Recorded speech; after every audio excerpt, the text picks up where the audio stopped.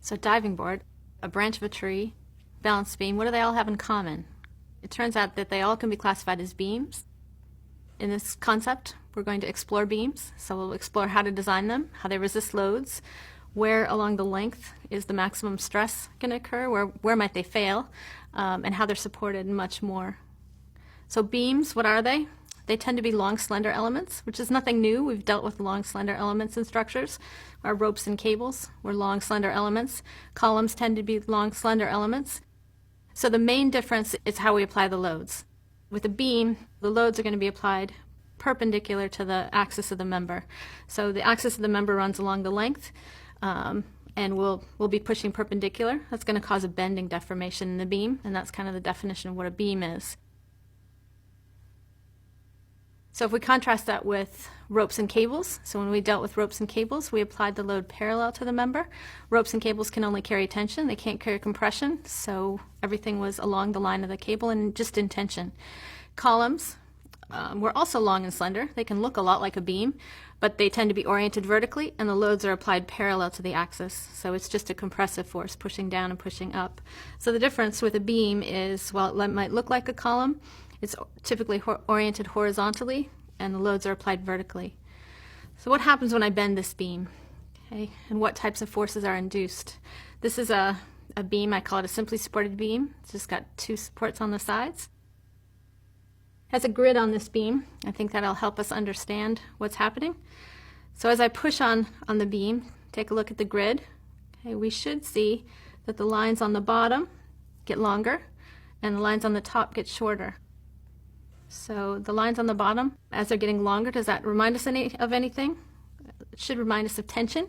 So the bottom is getting longer, they're elongating, or we're pulling on it. That's indicative of a tension force, as opposed to the top, which is getting shorter.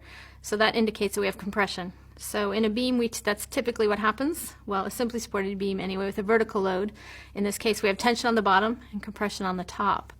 For other loading conditions and other supports, we'll get tension and compression in different locations, but we will always get tension and compression somewhere in the beam. So that helps us understand why beams have changed over the years. So in ancient structures, where we use stone primarily, stone does a great job in compression, so we can push on stone and it's very strong, but in tension it's not very good. So it doesn't have a lot of tensile strength. So a piece of stone, they used, think of Stonehenge or some of the large temples, when they started to use stone for the beams or for horizontal spans, sometimes they called them lintels. Those tended to be very short, and that was because if they made the stone longer, it would just break, largely because it didn't have any tensile capacity, couldn't carry much tension. So most of our ancient structures out of stone were built out of arches or vaults, sometimes domes, which are great in compression. It wasn't until iron and steel were invented that we started spanning greater distances. So in the Industrial Revolution, we started making bridges out of steel and iron, beams in warehouses so we could get bigger open spans, and so the beams could span longer. So it's all about tension and compression, but it's happening within a single member as opposed to previous systems that we've looked at where tension and compression were always in separate members. So even in a truss, we had tension on the bottom and compression on the top, but they were in completely separate members. And now everything's happening in a single member, in this bending member. So one thing we talk about as engineers is if I push on this, I get tension and compression. I'll get a tension pair and a compression pair. Those together, they're typically equal and opposite, so we're in equilibrium. And they're generating something called a moment. So engineers will deal with a moment, sometimes call it a bending moment, or a couple. And what that is a tendency for a force to cause something to rotate or bend. So Hibbeler defines a moment as the force about a point or axis that provides a measure of the tendency of the force to cause the body to rotate. It can be about a point or about an axis.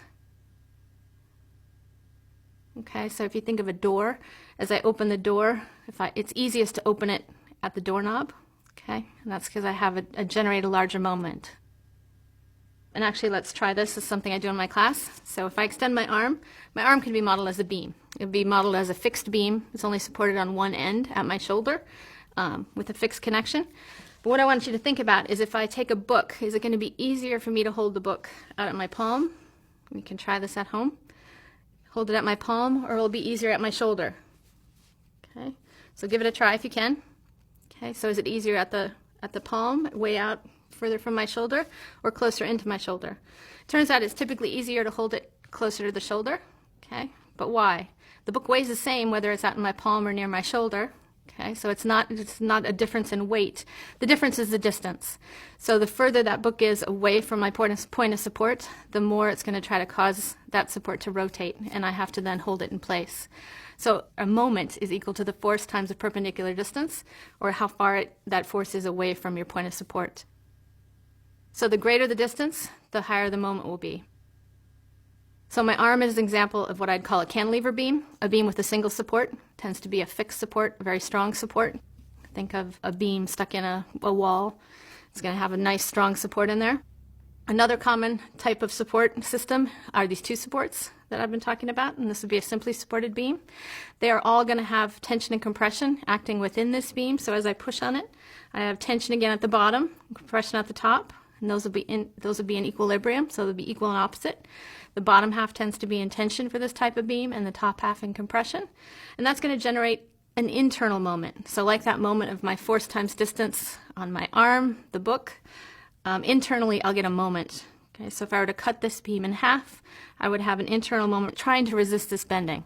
It's still causing bending, but it's trying to resist it, and that force, the force times distance, would be the height of the beam in this case.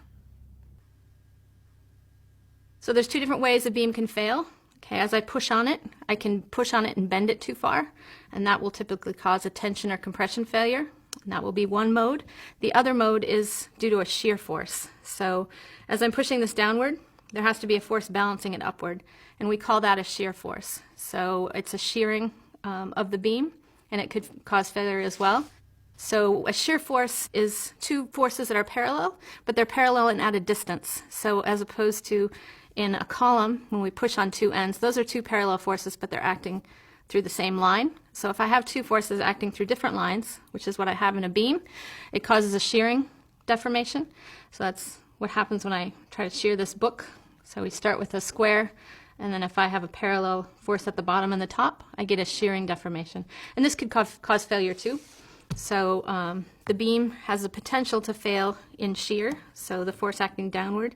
If the beam doesn't have enough shear resistance to resist that upward, you'll get failure, or it could fail in bending.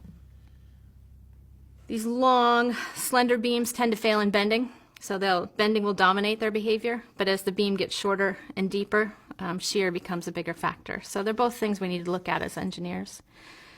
In this course, we're going to focus on three different types of beams. So a beam like this with two supports at the ends, which I refer to as a simply supported beam. We'll also look at a cantilever beam, so that's the beam with a single support, a nice fixed support on one end, and then a combination of the two would be a propped cantilever. So that's going to have the two supports, but one end will cantilever off the end. I'm going to focus on these three types of beams because they're all statically determinate, which means the math behind them is fairly straightforward. If you get excited about statically determinate beams, you can go explore statically indeterminate beams, but that'll require a little bit more math. So what factors do you think will affect the moment in shear in a beam? So if we look at this beam, is the connections, do they make the biggest difference, or the length, or how much load I put on it? How about the shape? Does the shape make a difference? Or the material? This is made out of a plastic, but would it be stronger if it were made out of steel? So experiment with the beam simulator and see what factors you think affect the shear and moment in a beam.